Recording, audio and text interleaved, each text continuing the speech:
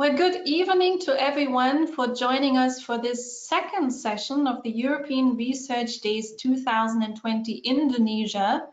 My name is Susanne Ransovasu. I'm the regional representative of EURAXESS ASEAN, and I'm delighted to host today this really exciting session, which is called "The World is My Lab: How I'm Using International Mobility to Build My Research Career." And you can see already here the excited faces of our panelists today, who will share with us how they are using international mobility opportunities and international collaboration mobilities to build their research career.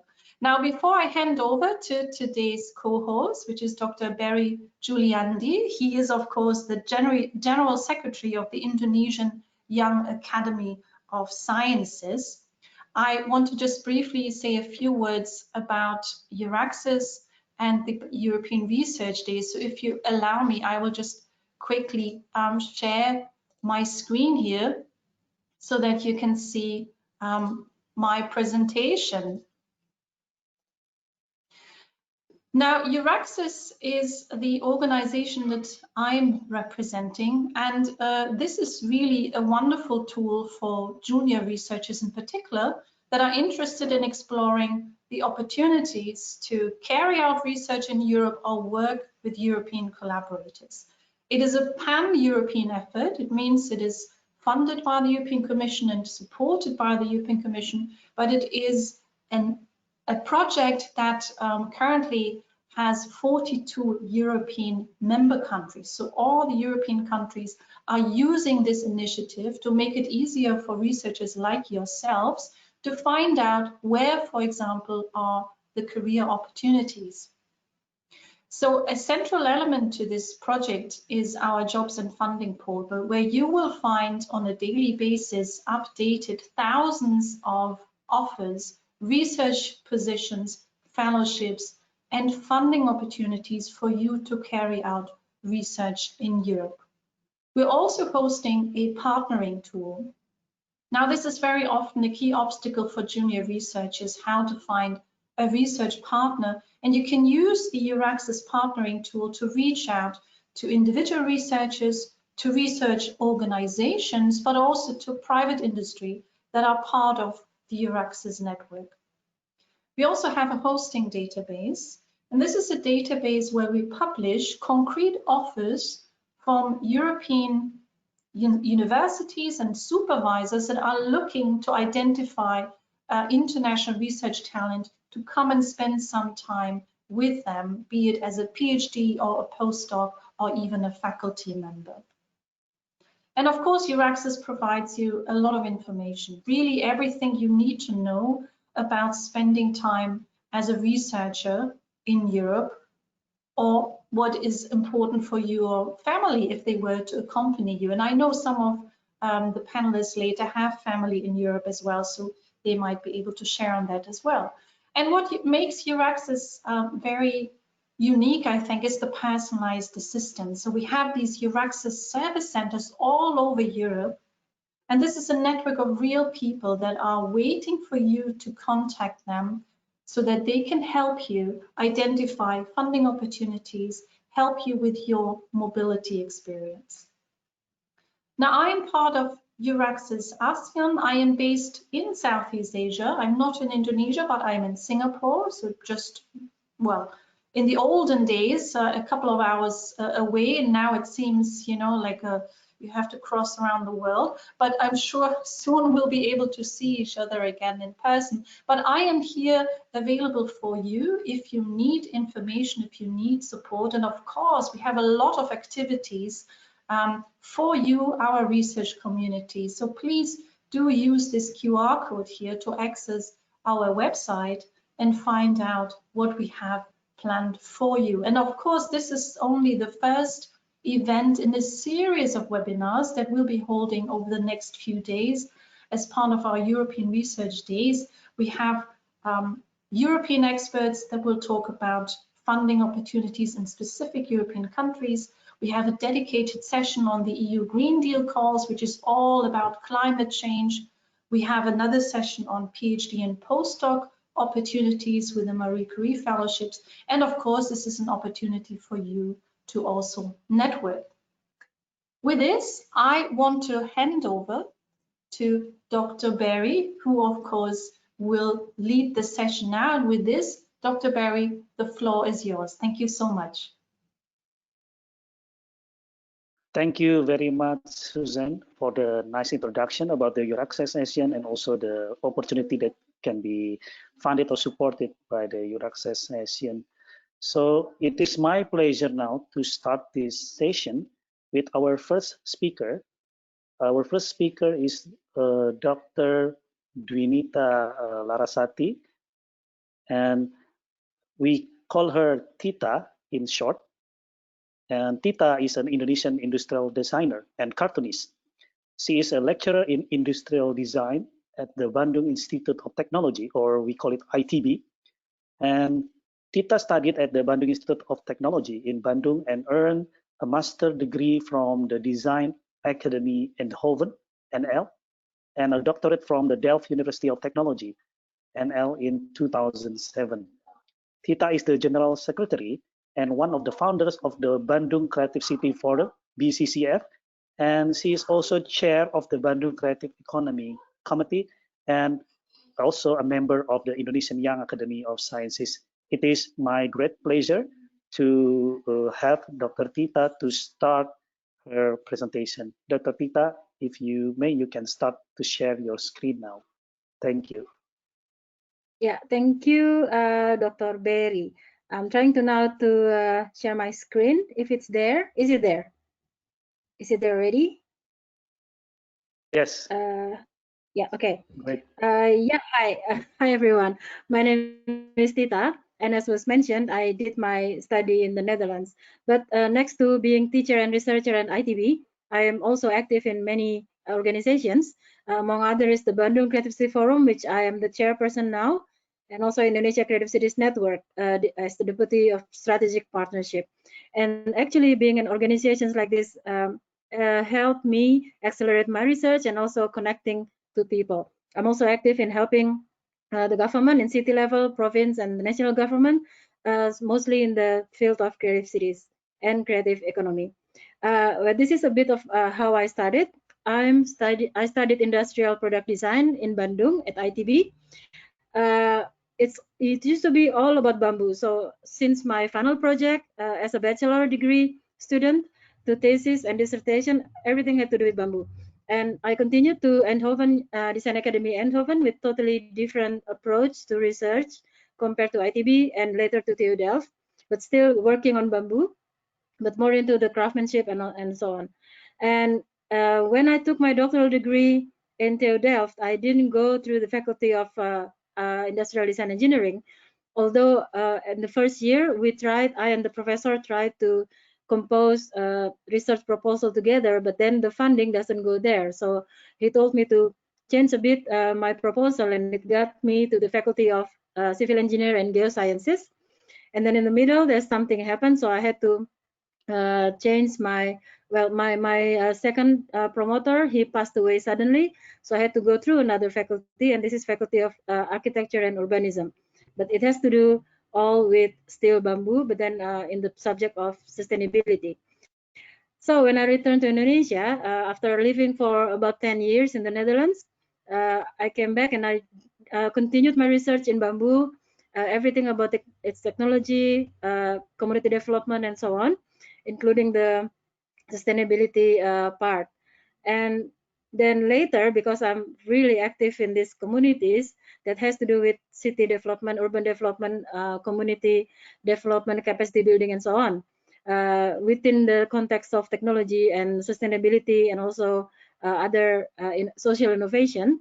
So then this is where I combine all my knowledge and my network within the research. So those community organizations and activities brought me to one of these research collaboration, which we did recently. Cigondewa is an area in Bandung, and if you know, Bandung in West Java is famous for as an area where you get manufacturers for fashion and garment products that has multinational brands. But in one of the areas, although the brand said that they practice sustainability in their websites, but the real happening is actually like this. So the workers live in substandard qualities, the factory pollute the soil and water and so on and so on. So this when in 2014, a Dutch researcher and institution came and we did this project together. So it was already more than 6 years. And at first it was about the sustainable housing for the factory workers, but then because the problem is actually bigger than just housing, then we also expand our research to about making the area a pleasant place to work, live, and play, and so on and so on. And then later we call it Fashion Village Lab, because this area is actually, we're turning it into a sort of lab for us to do experiments about how to produce sustainable fashion garment, how to reduce the solid waste, and so on and so on. So we did this because it went on not only for a year, but then more than 2 years and 3 and so on. The exchange between our researchers and the Dutch researchers, mostly from TU Delft, but not limited to. Then we do a lot of experiments, we do a lot of prototyping of solutions and so on by mapping the whole situation. And we also map the whole stakeholders, including the principal brands outside Indonesia and the factory and the municipality and the local governments and so on.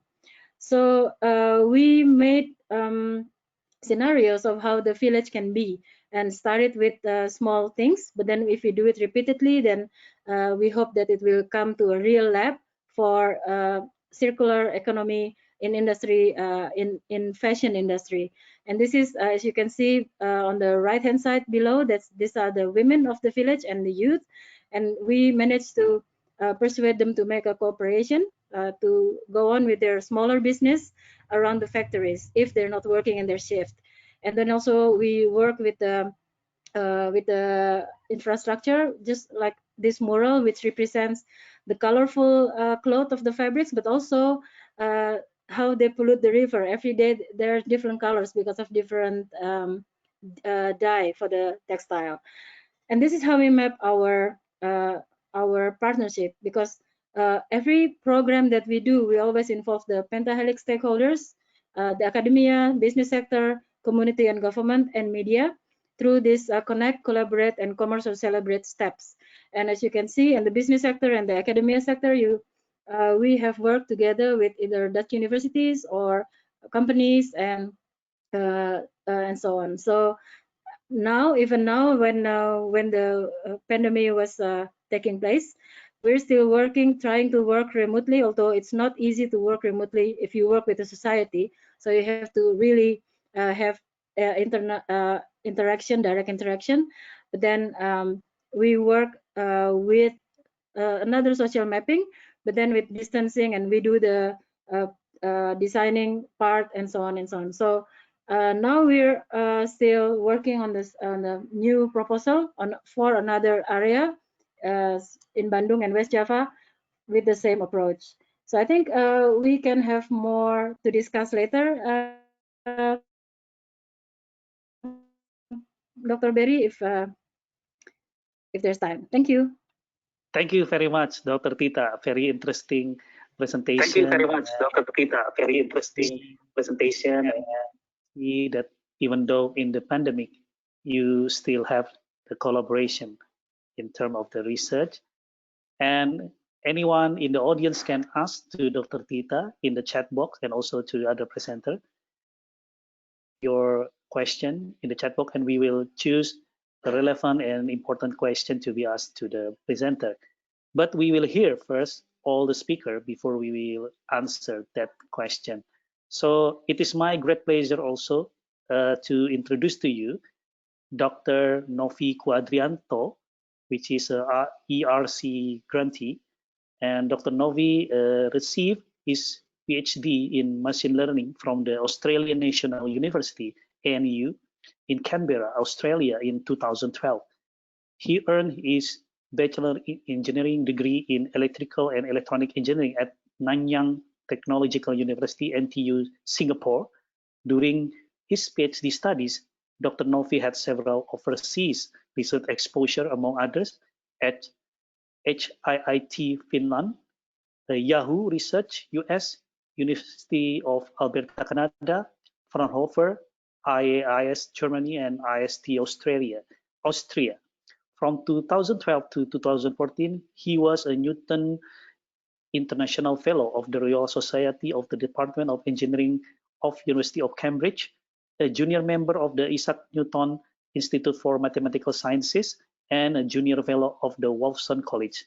He joined the University of Sussex, UK, as a lecturer in February 2014, and Dr. Novi was awarded a highly prestigious European Research Council (ERC) starting grant in 2019. And Dr. Novi, the time is yours. Thank you very much. That's very nice introduction. Apology, I don't have a slide. So I think I will just elaborate a little bit more about what Dr. Juliandi already mentioned. So my field of research is in machine learning. So machine learning is a study of computer programs that can improve their performance at a particular task with more and more data, more and more experience. And my ERC project at the moment is looking how to build a machine learning algorithms and models that not only care about performance, accuracy, F1 score, but also care about wider topics like need to make sure that the machine learning algorithm is fair. So you need to enforce, inject fairness into the machine learning models, and also need to make sure the machine learning models is interpretable and transparent, because like we know machine learning models are already being used in all aspects of our life, and we wanted to make sure when it's deciding whether I will get a loan or not, I will be able to know how that particular machine learning algorithm decides that I get a loan or not, and whether it's fair or whether it is non-discrimination towards our cases. And the other things that I would like to say is at the moment at Sussex, we have a group called Predictive Analytics Lab, and that's our website is wearepal.ai.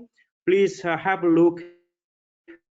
If you find interest is of interest to you, we have a lot of opportunity, and we'll be happy to host a PhD student, postdoc, visitors to visit our lab and enjoy collaboration in the machine learning field. So thank you.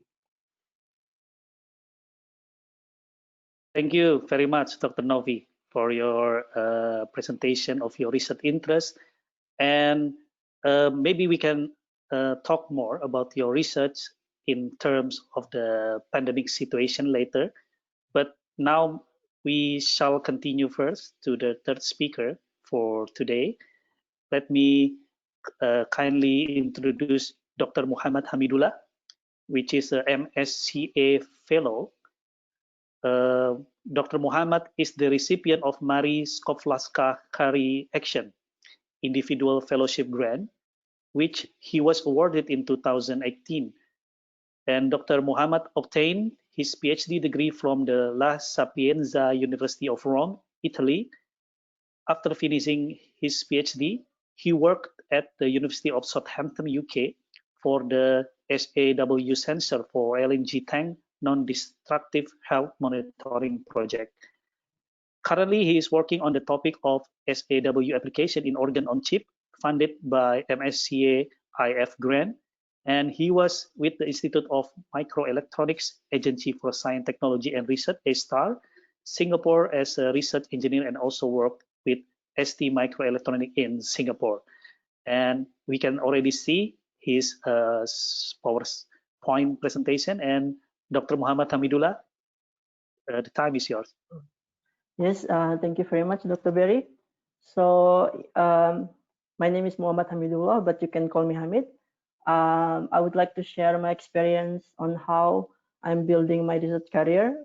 Probably it will be more relevant for those who are still doing their PhD or just started their postdoctoral research work.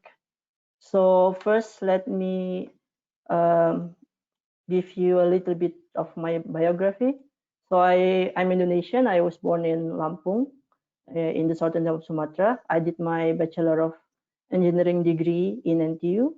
And after that, I worked several years as a device engineer in ST Microelectronics and also a research in Institute of Microelectronics before I decided to continue my study, where I did my Erasmus master degree in Europe in 3 different countries. And after that, I did my PhD as a part of Marie Curie training network. And after finishing my PhD, I worked for a year in University of Southampton before I moved to France. I'm currently in France now to do my postdoctoral individual fellowship. So when I think about my research career, I think it starts from my master, which I did Erasmus Mundus during master degree in smart system integration, where I did it in 3 different universities in 2 different countries. I started in Scotland, in Heriot-Watt University for the first semester, and then I moved to Norway, and the 3rd semester was in Budapest, and finally for my thesis I moved back to the Norway. And in this master, I experienced different learning and teaching methods in different countries in Europe. Especially as you can see here, the way they do the teaching and the research in the UK and in the northern part of Europe and also in Central Eastern Europe are quite different. And it's also giving me a PhD opportunity, especially because my thesis is really relevant for my PhD research. And in the end of my master, I'm lucky that I found, before that, just want to give some information for you who will be interested in this program. You can open the catalog of this program where you can find more than 80 different European master program, and currently the application is open. So after my master, I received a grant also from Marie Sklodowska Curie Actions for it's an innovative training network. It's a network, it's a consortium involving 25 members, which include 10 European groups and several non-European partners as well.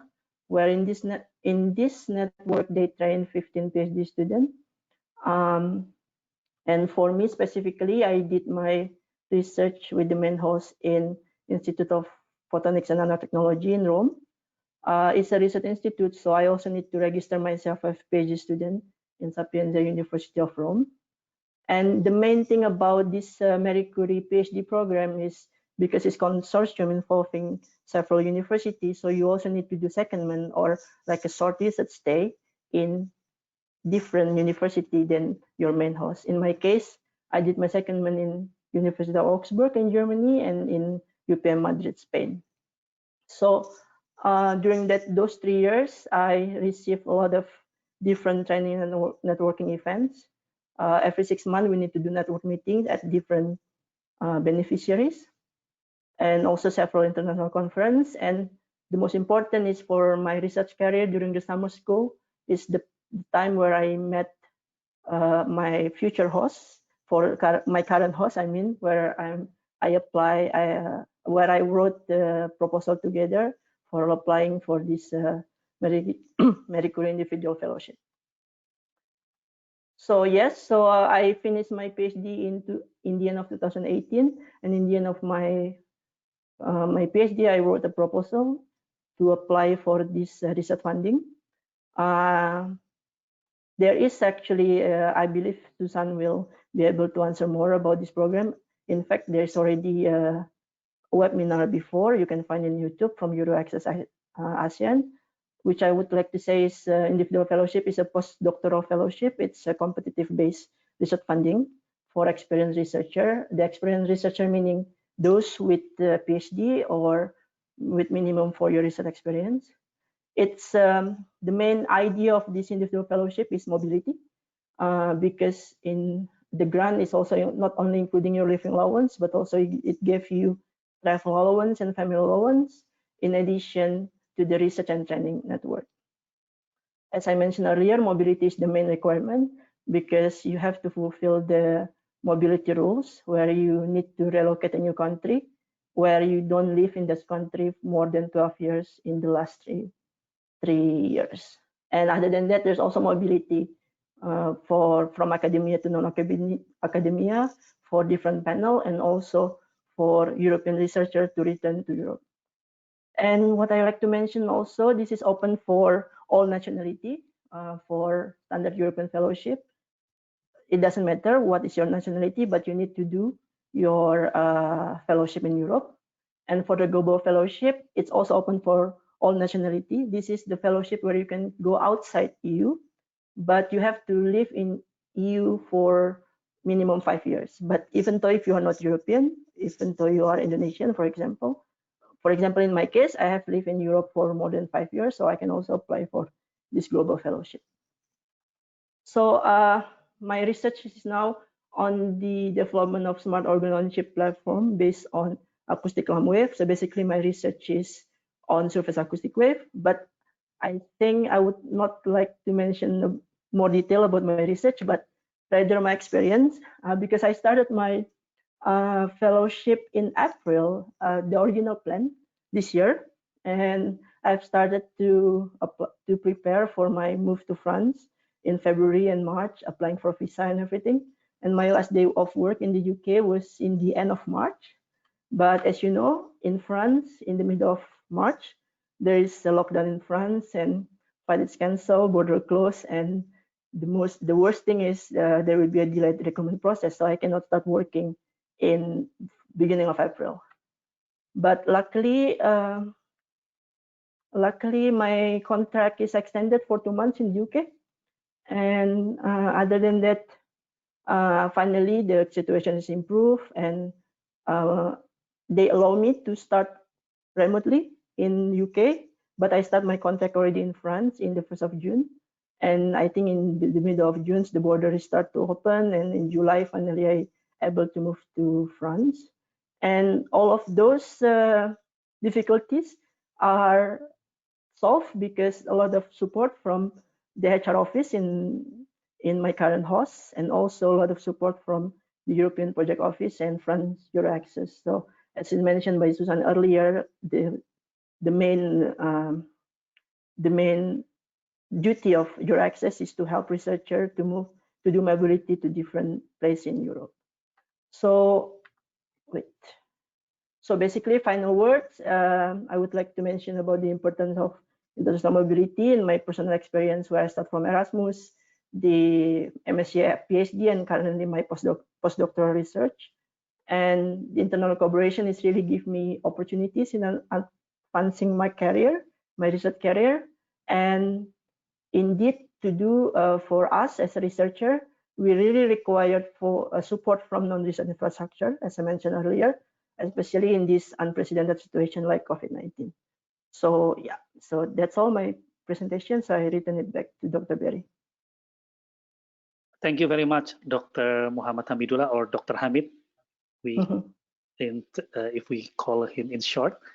And the last speaker, before we read all the questions that already being asked in the panel, so we will have Dr. Tatas Broto Sudarmo, and Dr. Tatas received his PhD in molecular and cellular biology from the University of Glasgow, UK, and he is a leading researcher of photosynthesis pigments in Indonesia, and currently he is a lecturer and director of the Research Center for Photosynthetic Pigments at Machung University in Malang, Indonesia.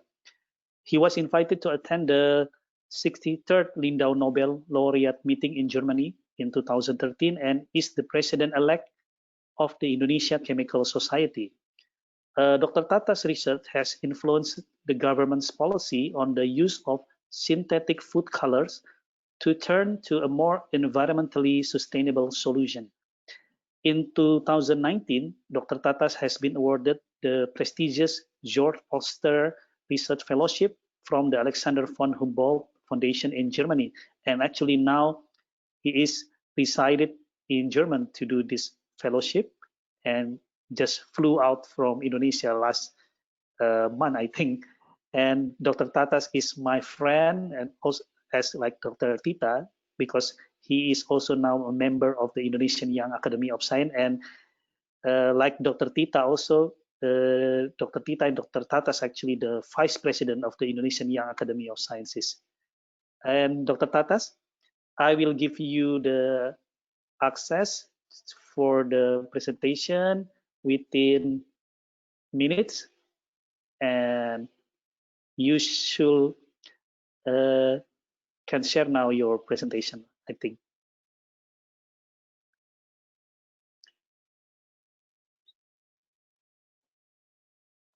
So you need to unmute yourself also. Okay, thank you, Dr. Perry. I hope everybody can hear my voice and also see me.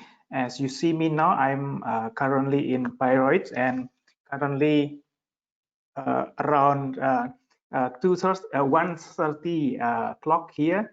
It's quite nice weather, although it is still rainy season, and it's still cold here because I just arrived in Germany. It was the 1st of October. So as mentioned by Dr. Perry, that I received an award from the Alexander von Humboldt Foundations to start my fellowship here in Bayreuth in Germany.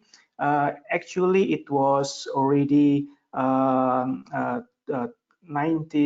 last year, and then I should start actually in March. And I was here. I was in Germany. I was in March in Munich.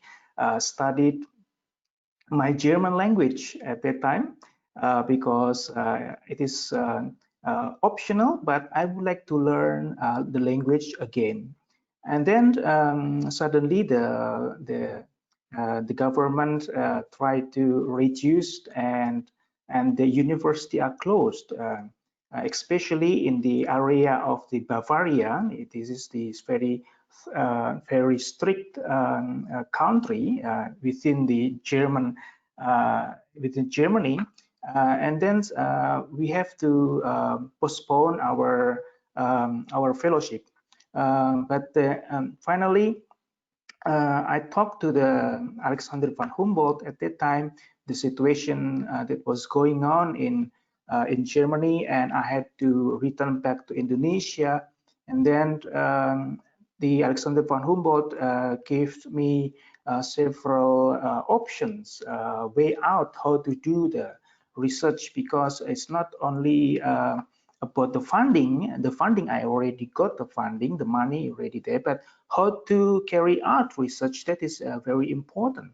I will let you know about what is actually my research I'm working with. So I'm working with photosynthesis.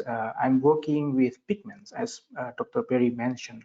But I'm interested in how this photosynthetic system in algae and also in diatoms works at molecular level.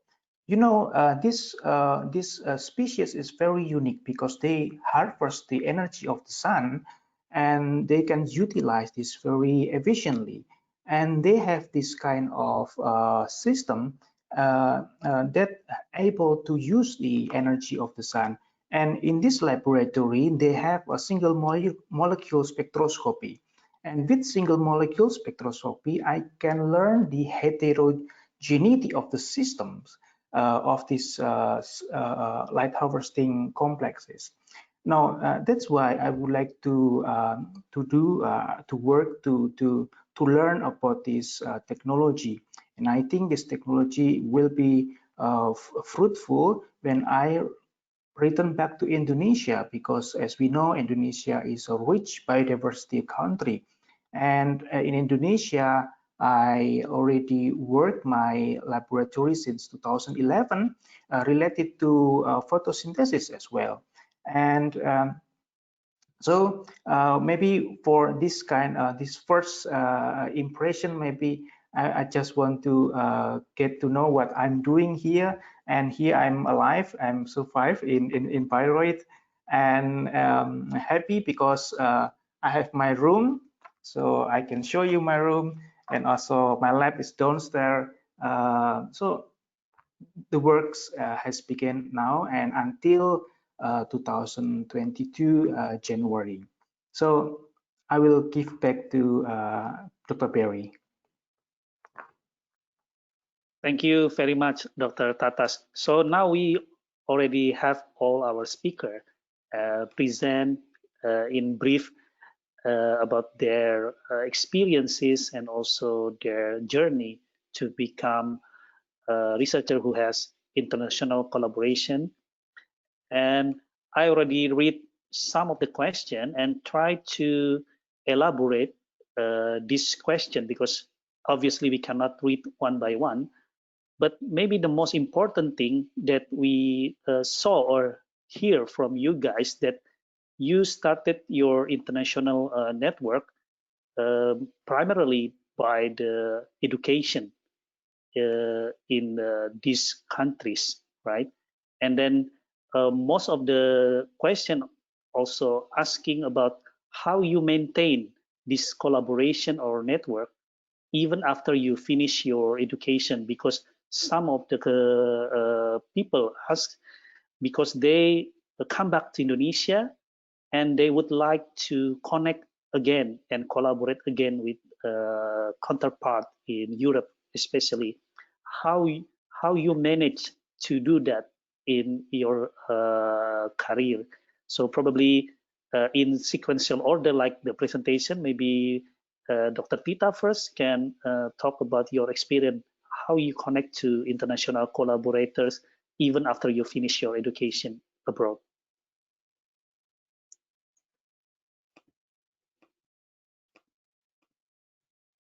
Okay, yes, sure. Yeah, thank you. The thing is, the field I'm working in and I'm studying is fairly young in Indonesia, because industrial design, although it started in ITB in about 72, but we have our first graduate of industrial designer in about the year 84 or something. So this field is really young. And so when I was done with my PhD in the Netherlands, I returned. And of course, I had to establish first what is product design, industrial design, and what does it have to do with sustainability and so on. So naturally, the first source that I would tap in to import the knowledge, the methods, and so on is the place where I studied. That's the place where I trusted people that I know, and so on and so on. And of course, if you see the Netherlands, such small country, but because they're so small, then they have to really take care about the resources and so on. And that's what we can learn from. But then my duty here, I saw it as adjusting it to Indonesian situation. So that's why the interest is there. And by then, when I returned, it was 2007. Then the department, my faculty gave me a new class about sustainability and design. So that's where I have to develop the knowledge, and even up to today, because the sustainability subject is never, it's not static, it's always changing, and it has more challenges now, even more. So that's why when we were, because the field I'm studying is really at the end of the line where you directly interact with people. So I'm not doing it in lab or with certain equipments and so on, but then you have to go out there and really put out your prototypes of solutions and so on.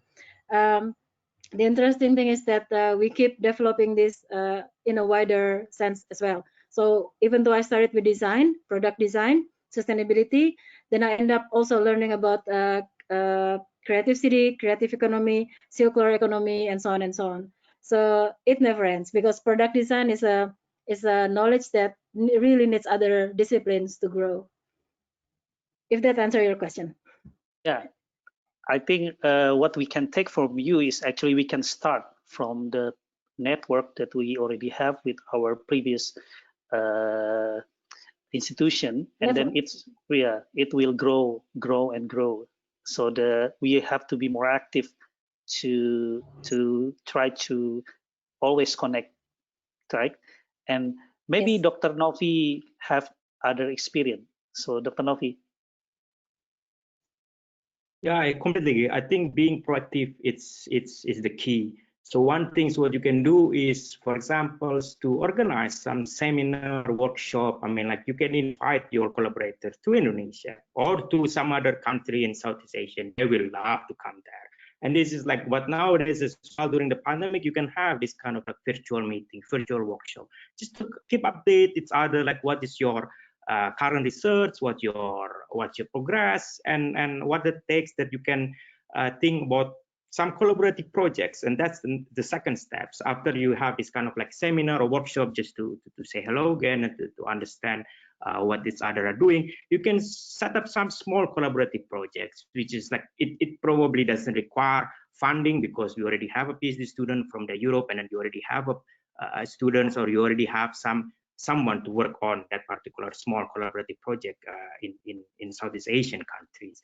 And then from there you can progress by, okay, I already have some initial result. Now maybe we can apply for some fundings, and you already have this pilot studies initial result, and that will be easier as well to get funding from the research institution, like be it in locally in Southeast Asian country, or like internationally you can apply, or other fellowship or cooperative project within like Europe and Southeast Asian. So this is like maintaining a continuous communication, just to update each other and highlighting certain area that of interest to you. I mean, to collaborate with them, and they will be interested to collaborate with you as well. So yes, I think it's the same message that we hear from these two speakers, that probably the things has to be always top of our mind. So we need to be active to search in the website, in the news, from our colleague and other things. So just don't wait just from passively in your living room or your institution. So we need to be active, and this is a very good message. And I want to hear more from Dr. Hamid, especially many people are asking about how you manage to get the MSCA fellowship, and maybe you can also explain how about the people who is not a non-AU graduate also can also apply for this kind of fellowship, and all the things that EURAXESS maybe offer. All right. So regarding the collaboration, I think it has been mentioned mostly by the previous two speakers. But I just want to add, sometimes we just want to make a contact when it's work related or research related. But in my experience itself, I try to keep a contact even though it's not research related. For example, I just try to send an email once per year to my previous PhD supervisor or my previous professor, just to ask how they are, because I think that's a good way to keep your contact as well. And you never know if they remember you, if there's a collaboration, and they will contact you. Other than that, regarding the MSCA, okay, so basically there are two different fellowships, for a PhD fellowship and for individual fellowship. So it's two different way of applying. It's probably, it will be quite long for me to explain it here. And as I mentioned earlier, there's already a webinar before for both PhD and individual fellowship. Probably Susan can give a link later on. The thing is, as I mentioned earlier, it's open for all nationalities, so it doesn't matter where you are, you still can apply. For PhD, definitely for PhD, it's they would really like to have people from outside EU, or at least for different countries. So, okay, I understand sometimes for applying a PhD, sometimes it's a bit more difficult if sometimes they would like to recruit someone from their university because they do master or whatever. But the advantages of Marie Curie PhD is they must recruit someone from outside their country, because they cannot stay in that country for more than 12 months. So in the last 3 years, so that is an advantage of Marie Curie PhD. While for the Marie Curie Individual Fellowship, is you apply by yourself, you make a proposal, you need to find a host in the EU. So the first step is to find a host that is suitable for you. That's where the networking and collaboration is important. And yeah, I mean, I know as a PhD, you will always have an opportunity to do conferences or like a summer school. That's the time for you to talk to someone and try to find a host for your future proposal, individual fellowship. Yeah, I hope that answered the question. Yeah, thank you very much, Dr. Hamid. I think the more detail and technical things about how to apply, how is the description and criteria of each opportunity from EURAXESS we can access actively in the website or other media.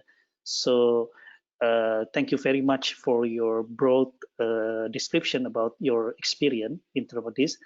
And I would like to go to Dr. Tatas because Dr. Tatas is an alumni which has built a very strong research center in Nanyang University, and this is relevant to several questions who asked how Dr. Tatas can manage this kind of sophisticated research institute and collaboration and got funding, even though Dr. Tatas resided in Indonesia. So how you cope with the Indonesian situation after you coming back and still have an international reputation and collaboration, and even you manage now a very prestigious research center, Dr. Tatas.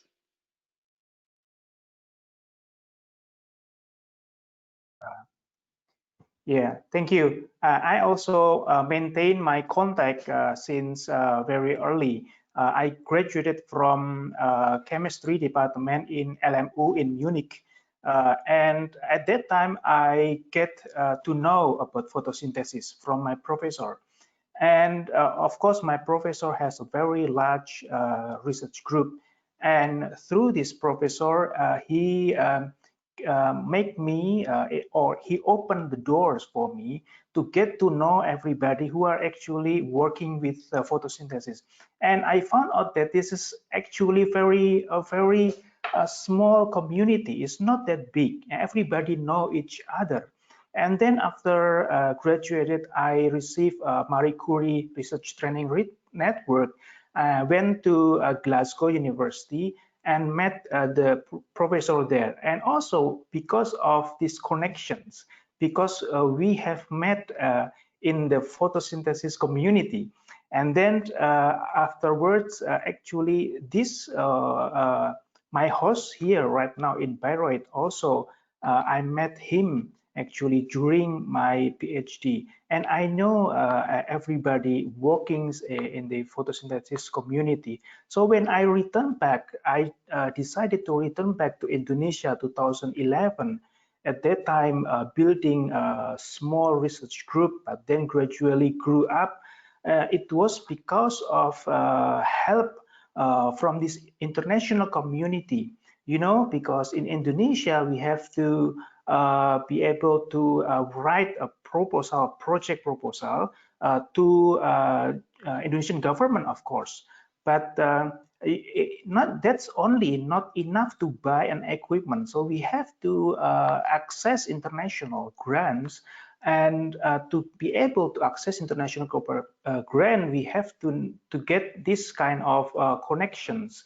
And the good things of this kind of connections is if we publish publications, everybody about photosynthesis know who is actually the names. And this also creates an impact that our publication can be read and can be useful for the community, first in the photosynthesis community, but this community also have networks to others community like engineering, physics, and others that can use our results to impact further. And using this kind of connections, this kind of strategy, I built up a research center in Indonesia.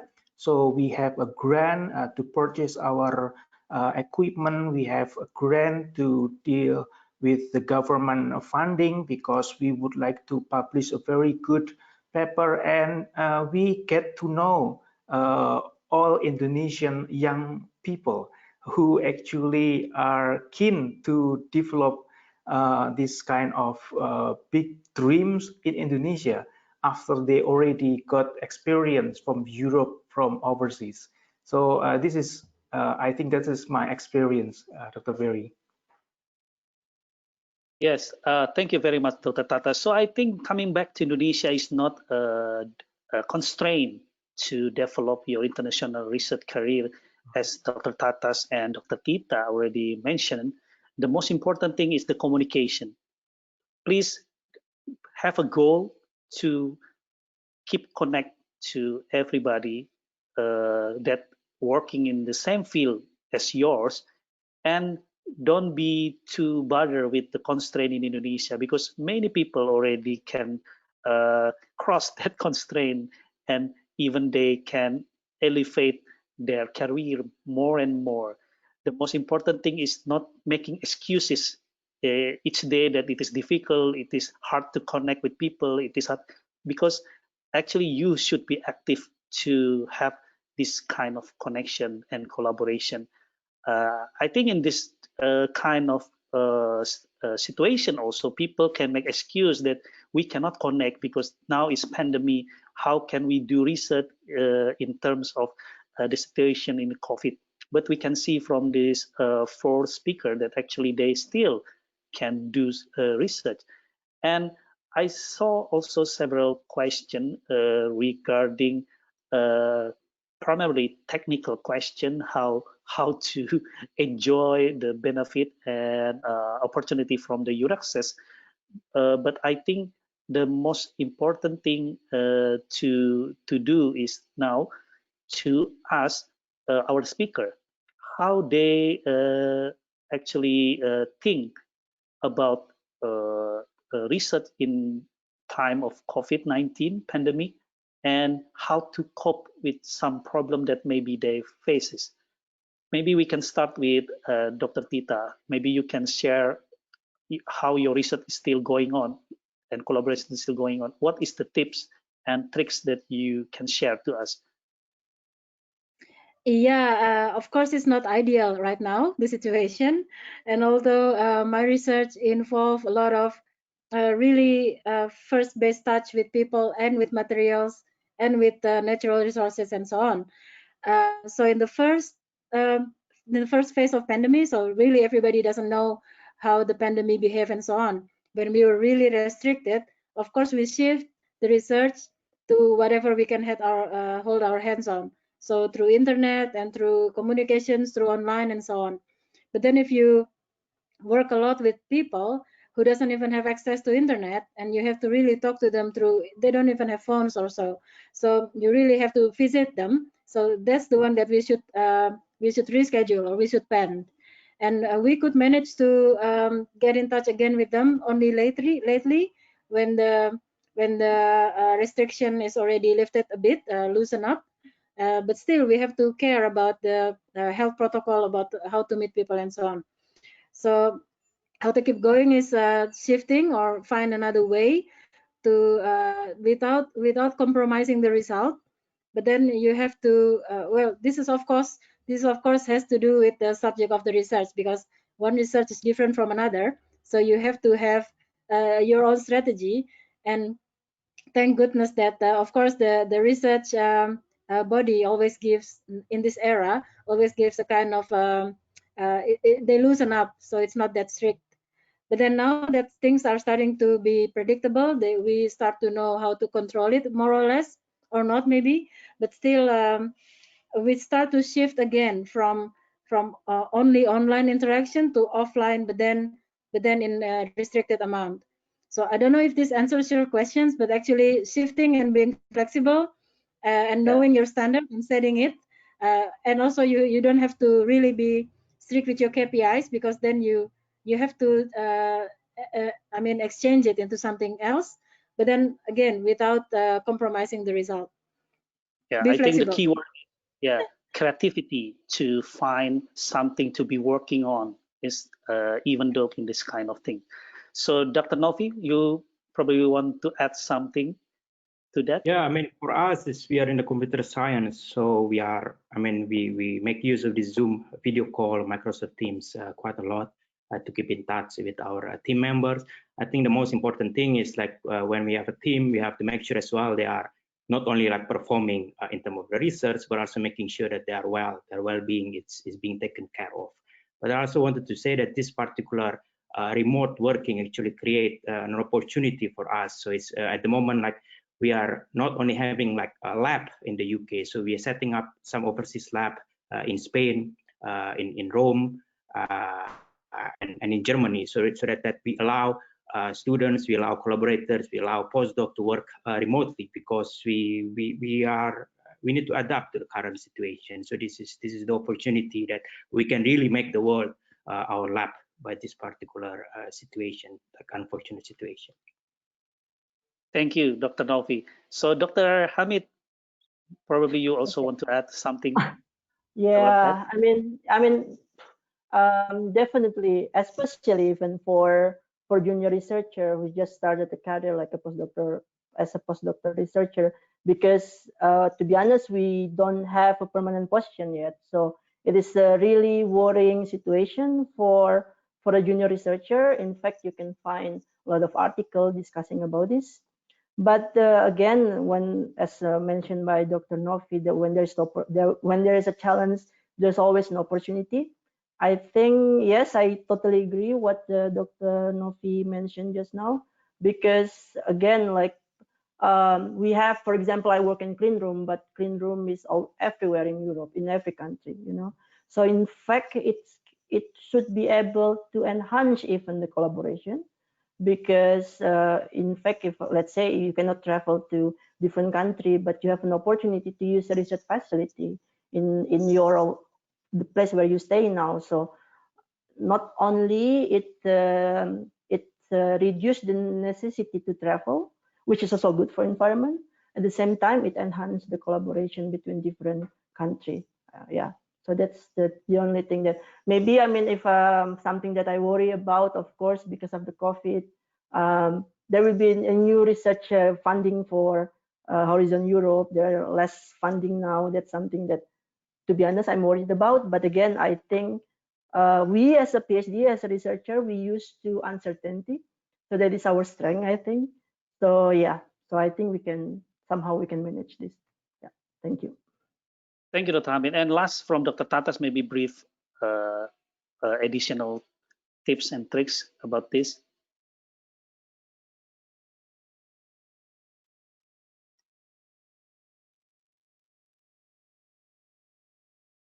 Okay, yeah, so in my case, because I'm also experimental chemist, physicist, I need access to laboratory. So it was quite a depressed for me not be able to access laboratory. But during this kind of period that I already told you that I have to return back to Indonesia, and also in Indonesia, we cannot go to the lab to Malang. I need to stay at the house. But I use my time at that time, and also still now, it's actually talking, collaborating with my collaborators, talk with my collaborators of new ideas, and also discuss with them the result that I have already. And actually, we wrote during this period, we can concentrate better to finish up our paper, and also readings more what we are necessary for the future. But now I'm in Bayreuth. I face difficulties because in Bayreuth I use lasers, I use spectroscopy, microscopy. But what about my samples? I have a difficulty because samples is in Indonesia, and we had limited access also in Indonesia because of strict restrictions of work. So we have to adjust with this restriction. But because I already have this network, so I call my friend in Japan, I call my friends in everywhere. Do you have this kind of a sample that I can use? No, I have the access of using laboratory here with single molecule, and they said, I already replied, I will send it to you. So basically, there is what Dr. Harry mentioned. This is right. There is no excuse, and also Dr. Novi, Dr. Hamid mentioned about during this time of difficult periods. there is an opportunity, which is we should work together. I cannot work alone. If I work alone, my research cannot be carried out. So bringing my friends together who are have networks with the samples, with different kind of equipment, it is very helpful to do this research. Yeah. Yeah, I think this has been a very productive and informative session. I'm trying to keep the topics contained in terms of the term of references that we want to discuss today. Although many questions, like I said, more technical and how to say divert from the topic that we should discuss today. But I'm happy that all the things that we need to concentrate and discuss already being presented and answered. And I saw many questions actually very technical. For example, how to apply and how old someone can apply and how to get information and how to get a successful application and so on and so forth. So I think this is a very important question. But like I said, this is more technical. And I think because of constraint of time, I would like to sum up our discussion today that all the technical things and all the personal questions to the speaker can be asked directly to EURAXESS ASEAN, and also you can also check the website and all the information actively and read all the guide, read all the description. Don't be too lazy just to read several lines and then asking question, which actually already mentioned in the guideline. So this is a very strong advice from me to all of you. Don't ask question before you actually read and see by yourself whether that information already been there. It's actually how to say indicator whether you will become the successful applicant or not, actually. And the second thing that you can have a personal discussion with all the speaker, and probably Suzanne from the EURAXESS ASEAN can share in our chat box or in other media the contact of this four speaker. And the last thing that I want to sum up again, I want to strongly suggest for you to actively get top of your mind to set up goals, your own goals, to be connected and to collaborate with international researchers, and also that which come from Europe. If you want to build excuses, then it's easily built up in your mind to have several constraints that make you don't do that. So it's actually up to us in our mindset. If we try to make this kind of things our primary goal in our life, then any constraint and anything that on the way actually can be overcome. And there are many opportunities for people who always search for this kind of things. And again, we saw that these four speakers actually a role model how to overcome this. And thank you very much for all your participation and attendance to this very short session. And I again want to wish our thanks to the four speakers that participate and share the experience today. And let's see and hear from you all again in other event or session. I want to apologize if I have some to say some question which cannot be read, and I think I want to give this time again to Dr. Suzanne from the EURAXESS ASEAN to close the session. Thank you very much. Thank you so much, Barry, and thank you to all the panelists. That was an absolutely fabulous discussion, and I've taken a lot away from it. I think your message was very clear. You have to continue. You have to start right from the beginning of your academic career to build a network. You don't just start at a point later when you need a supervisor, but throughout your career, you build your network. As Tatas has said, then if you're in need, you have friends. They're not just collaborators, they become your friends to help you out.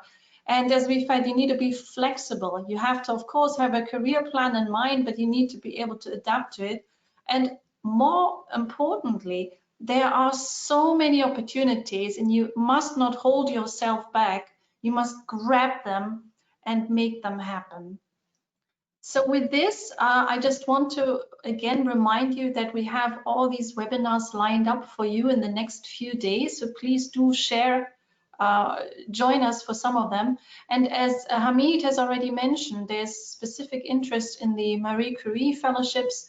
We had a webinar with Hamid where he was sharing his application advice for the Marie Curie individual fellowships. This is on our YouTube channel. I will share the link with all of you in a follow-up email that I'll send to all the participants. We will have another webinar on the Marie Curie PhD and postdoc opportunities on the 21st of October, which is Wednesday. And for those of you that like to find out more about the ERC, Dr. Novi's funding agency will have a session on the 19th of November. So lots of opportunities that are coming up. And please do join the EURAXESS ASEAN community. Keep an eye out on our website to see what we're doing. We do lots of information sessions and training sessions to help you make this mobility experience a reality. So just to remind everyone, you will receive the slides, you will receive contact details of the panelists, and you will also receive a recording of today's session, and then you can start developing your own research career in the world. So with this, I'd like to thank all of you, wishing you a wonderful day, Tatas in Germany, beautiful afternoon, wrap up warm, and the rest of you, please have a wonderful evening wherever you are, stay safe, and we'll see you all very soon. Thank you so much. Thank you, bye everyone.